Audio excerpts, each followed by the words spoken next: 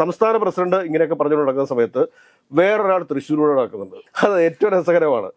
BJPയും RSSും ഒക്കെ നേരിട്ട് ഇടപെട്ട് അവിടെ കൃത്യമായ ഒരു പ്ലാനിങ് നടത്തിയതിന്റെ അടിസ്ഥാനത്തിൽ ആണ് അവിടെ സുരേഷ് ഗോപി വിജയിച്ചു കയറിയിട്ടുള്ളത്. ആ വിജയിച്ചു കയറിയ സുരേഷ് ഗോപി ഇപ്പോൾ അവിടെ കാട്ടിക്കൂട്ടിക്കൊണ്ടിരിക്കുന്നത് എന്താണ്?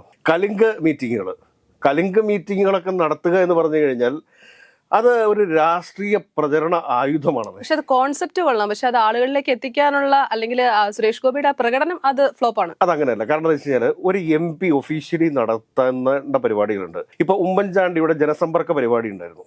അതിനകത്ത് ഒഫീഷ്യൽസ് ഇതെല്ലാവരും കൂടി അതിനകത്ത് പാർട്ടിസിപ്പേറ്റ് ചെയ്യുന്നുണ്ട്. ഈ കലിംഗ് സമ്മേളനത്തിന് ഏതെങ്കിലും ഒഫീഷ്യൽസ് ഉണ്ടാവുമോ? അതുപോലെ തന്നെ വേറൊരു മണ്ടത്തരം ഇന്നിപ്പോ പന്തളത്ത് നടക്കുന്നുണ്ട്. ശബരിമല സംരക്ഷണ സംഗമം, അതായത് അയ്യപ്പ സംഗമത്തിന് ബദലായിട്ട് സംഘടിപ്പിക്കുന്നതാണ്. ഈ അയ്യപ്പ സംഗമത്തെ എന്തായിരുന്നു കോൺസെപ്റ്റ് എന്ന് ചോദിച്ചു കഴിഞ്ഞാൽ, അതായത് ശബരിമലയ്ക്ക് വേണ്ടിയിട്ടുള്ള അടിസ്ഥാന സൗകര്യങ്ങളുടെ വികസനം, അതിൻ്റെ ടൂറിസം സാധ്യതകളെ കുറിച്ച് ചർച്ച ചെയ്യുക.